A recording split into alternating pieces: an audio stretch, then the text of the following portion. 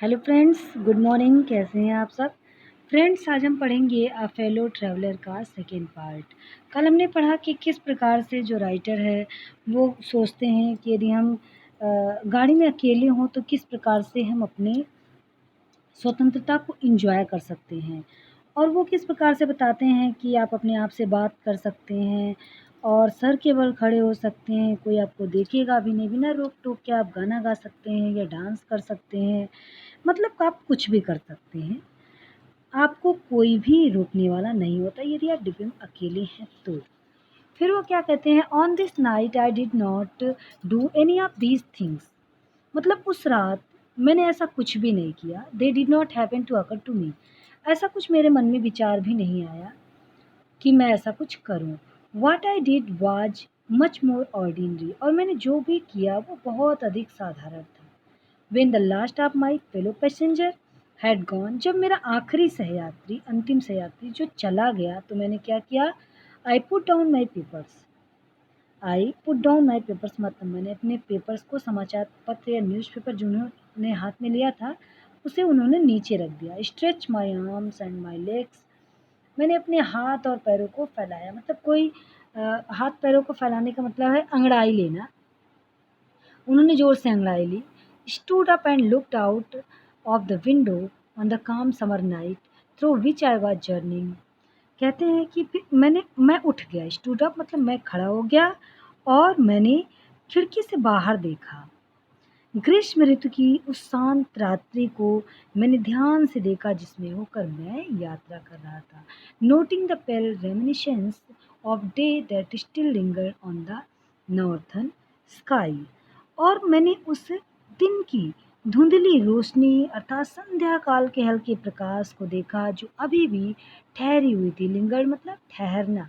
अभी भी ठहरी हुई थी, रुकी हुई थी उत्तरी आकाश में जाते जाते।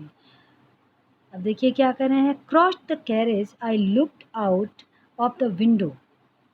मतलब मैं गाड़ी के एक पार से दूसरे पार गया और दूसरी खिड़की से बाहर मैंने देखा। फिर क्या कहते हैं, lit a cigarette, sat down and began to read again। मैंने एक सिगरेट जलाई, बैठ गया और फिर से मैं क्या करने लगा, रीड करने लगा newspaper. It was then that I became aware of my fellow traveller. और तब मुझे एहसास हुआ कि मेरे इस डिब्बे में मतलब मेरा एक सहयात्री भी है। अपने फेलो ट्रेवलर के बारे में मुझे तब पता चला। He came and sat on my nose. वो आया और मेरी नाक पे बैठ गया। He was one of those wingy, nippy, intrepid insect that we call vaguely mosquito. जो वो जीव था, मतलब मेरा फेलो ट्रेवलर था, वह एक पंखों वाला, चुभने वाला, निडर निडर इंसेक्ट था, वो कीड़ा था। That we call vaguely mosquito, जिसे हम स्पष्ट रूप से मस्किटो कहते हैं, मच्छर कहते हैं जिसे हम आम बोलचाल की भाषा में। फिर क्या करें, I flicked him off my nose. मैंने उसे अपनी नाक से उड़ा दिया। And he made a tour of the compartment. और वह उसने पूरे डिब्बे का चक्कर लगाया। जो मॉस्किटो था उसने कंपार्टमेंट का उसने टूर किया, मतलब चक्कर लगाया। Investigated that three. और उसने इन्वेस्टिगेट किया। Three dimension visited each window, fluttered round the light, decided that there was nothing so interesting, so that large animal in the corner came and had a look at my neck। अब देखिए क्या कहते हैं कि उस मच्छर ने डिब्बे का चक्कर लगाया पहले तो, उसके बाद थ्री डायमेंशन तीनों विमाओं का उसने निरीक्षण किया, मतलब लंबाई, चौड़ाई और ऊंचाई का। और प्रत्येक खिड़की पर गया, वह प्रत्येक विंडो पर, इच विंडो पर उसने चक्कर लगाया, विजिट किया।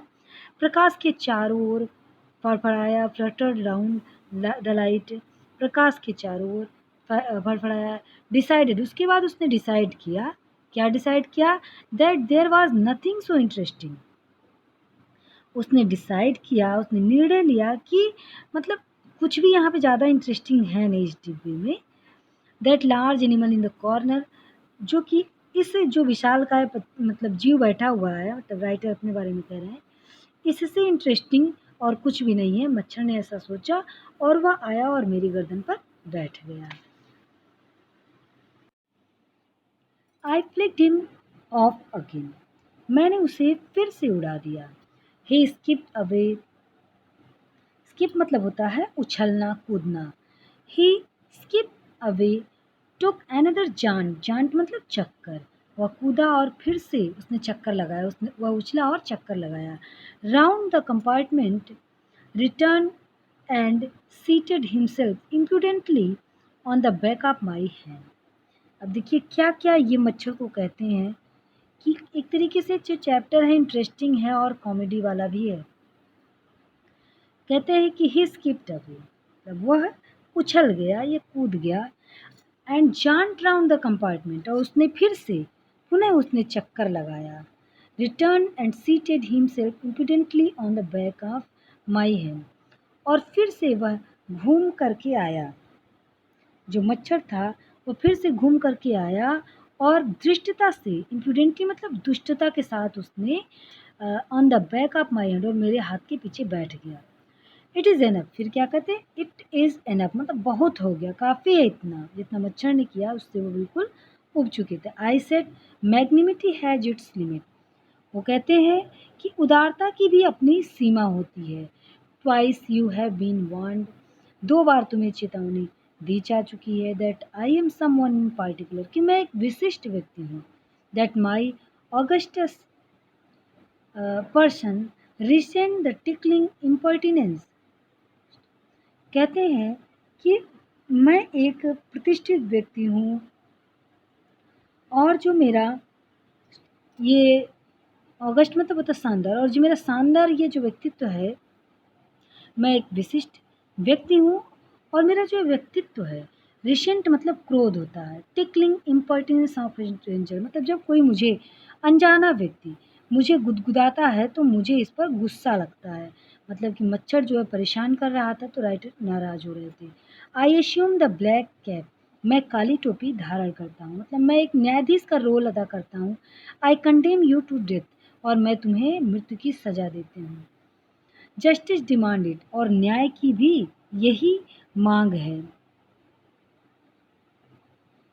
And it and the court awarded, और इसे न्यायालय प्रदान करता है, मतलब कि जो मृत्यु की सजा है मच्छर की उसे न्यायालय उसे देता है।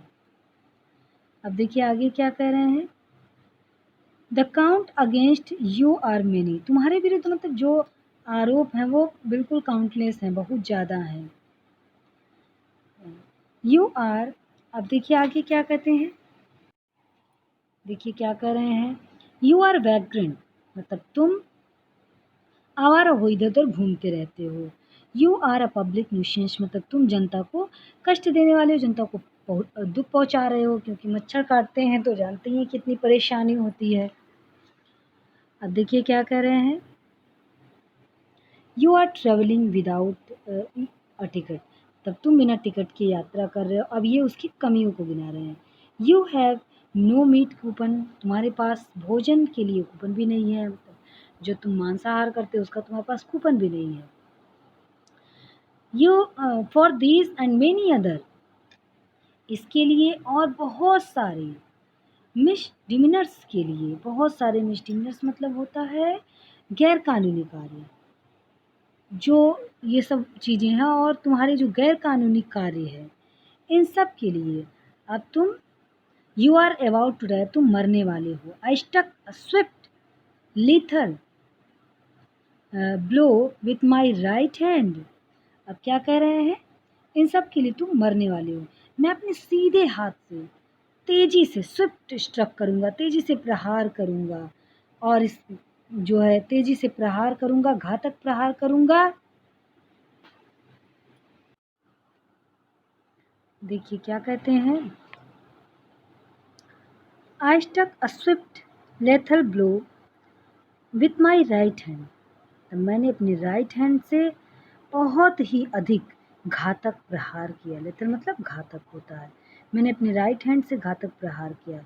ही डॉट the attack with an insolent these that humiliated me, वह बहुत ही मतलब डॉज मतलब कुशलतापूर्वक, ही डॉज वह कुशलतापूर्वक he dodged the attack with an insolent ease, मतलब बहुत ही आसानी से कुशलतापूर्वक वह बच गया जब राइटर ने अटैक किया। और जब वो बच जाता है तो राइटर जो है ह्यूमिलेटेड फील करते हैं कि मतलब वो अपने आप को अपमानित महसूस करते हैं। My personal vanity was arouse, और मेरा राइटर कहते हैं कि मेरा जो व्यक्तिगत अहंकार है वो जाग गया। I lunged at him with my hand, at him with my hand with my paper. कहते हैं कि मैं जो है मेरा अहंकार जब जाग गया तो मैं अपने हाथ से और समाचार पत्र से उसके ऊपर झपटा। I jump on seat and pursue him round the lamp, मैं अपनी सीट पर कूदा। अब देखिए ये क्या क्या करते हैं, मैं अपनी सीट पर उछल कर चढ़ गया और चारों तरफ लैंप के मैंने उसका पीछा किया। I adopted a tactics of feline cunning, अब क्या कहते हैं कि मैं एक टैक्टिस मैंने तरीका अपनाया, फेलाइन मतलब बिल्ली की भांति मैंने चालाकी भरा तरीका अपनाया जैसे बिल्लियाँ करती हैं चूहों को देखकर। वेटिंग टिल ही हैड एलाइटेड, मैंने इंतज़ार किया जब तक वह नीचे न उतर आए, मैंने उसकी प्रतीक्षा की, मैंने उसका वेट किया। और alighted, approaching with a horrible stealthiness, striking with a sudden of terrible swiftness। अब देखिए क्या कहते हैं कि उन्होंने बहुत ही चालाकी भरी तरीके से काम किया, बिल्ली की बात उन्होंने चालाकी चालें अपनाई और जब तक वो नीचे नहीं उतरा तब तक उसकी प्रतीक्षा की।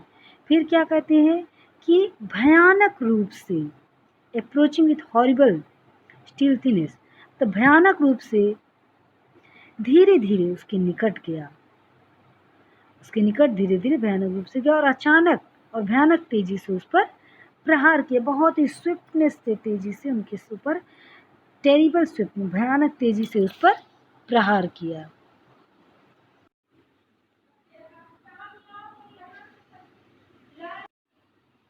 इस प्रकार से मैंने आपको इतना समझा दिया है। अब आगे जो बचा हुआ है पैरा उसको हम नेक्स्ट वीडियो में पढ़ेंगे। Thank you.